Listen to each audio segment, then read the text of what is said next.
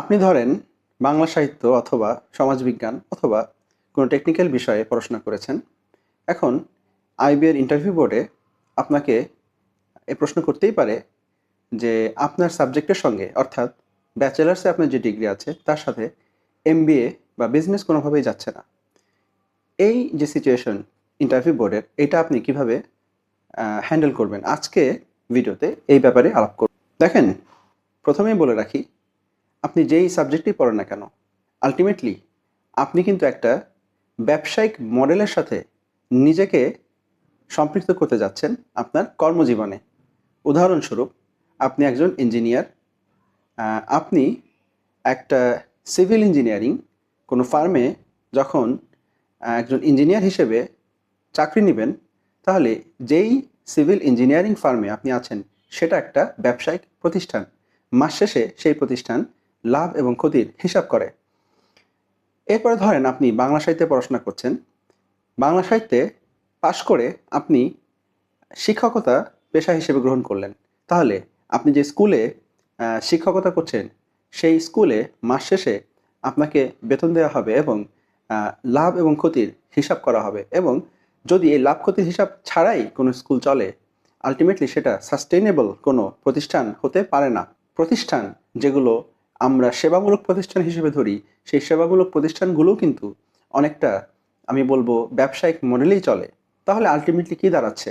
প্রত্যেকটা প্রতিষ্ঠান, আপনি আমি যেগুলোতে চাকরি করি, মাস শেষে বেতন গ্রহণ করি, প্রত্যেকটা প্রতিষ্ঠানই কিন্তু এক একটা ব্যবসা প্রতিষ্ঠান। এখন এই ব্যবসা প্রতিষ্ঠানে আপনি যদি ম্যানেজারিয়াল পজিশনে যেতে চান, ডিসিশন মেকিং পজিশনে যেতে চান বা লিডার হতে চান, তাহলে অবশ্যই আপনাকে ব্যবসায়িক যে জ্ঞান, সেই জ্ঞান অর্জন করতে হবে। এই ব্যবসায়িক জ্ঞান অর্জনের প্রাতিষ্ঠানিক উপায় হচ্ছে এমবিএ ডিগ্রি, যেটার জন্যই আপনি ইন্টারভিউ বোর্ডে স্যারদের সঙ্গে, ফ্যাকাল্টিদের সঙ্গে কথা বলছেন। তাহলে আমার মনে হয় এই প্রশ্নটার উত্তর দেওয়া আপনাদের জন্য খুবই সহজ, আপনি যদি ঠিক এইভাবে বিষয়টাকে ভাবতে পারেন। এখন আসেন, এই প্রশ্নটারই একটা ভুল উত্তর যেটা আমরা প্রায়শই দিয়ে থাকি, সেটা কি? আমরা অনেক সময় বলে থাকি যে আমি আমার এক্সিস্টিং যেই সাবজেক্ট, যেমন ধরেন আপনি ইঞ্জিনিয়ারিং পড়েছেন, আপনি সেই ইঞ্জিনিয়ারিংয়ে নিজেকে খাপ খাওয়াতে পারেননি, অথবা আপনি বাংলা সাহিত্যে পড়েছেন, আপনার কাছে মনে হয়েছে বাংলা সাহিত্যে আসলে খুব খুব একটা কিছু কন্ট্রিবিউট করার নেই সমাজে, যে কারণে আপনি বিজনেস পড়তে চান। দেখেন, নেগেটিভিটি বা নেগেটিভ যে কমেন্ট আপনি নিজের সাবজেক্টে করছেন বা করার কথা ভাবছেন, এটা ইন্টারভিউ বোর্ডে খুব একটা ভালো কিছু আপনার জন্য বয়ে আনবে না। বরঞ্চ আপনি যেই সাবজেক্টে পড়েন না কেন, সেই সাবজেক্টের পজিটিভ যে বিষয়গুলো আছে, সেই পজিটিভ বিষয়গুলো যদি প্রাসঙ্গিক হয়, সেগুলো আপনি ইন্টারভিউ বোর্ডে বলতে পারেন। তবে ভুলেও কখনো নেগেটিভিটি ছড়াবেন না। এটা ভালোর থেকে আপনার খারাপই বয়ে আনার সম্ভাবনা রয়েছে।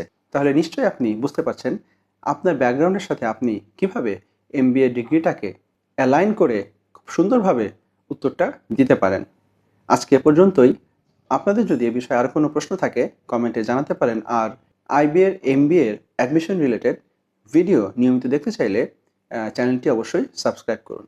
আসসালামু আলাইকুম।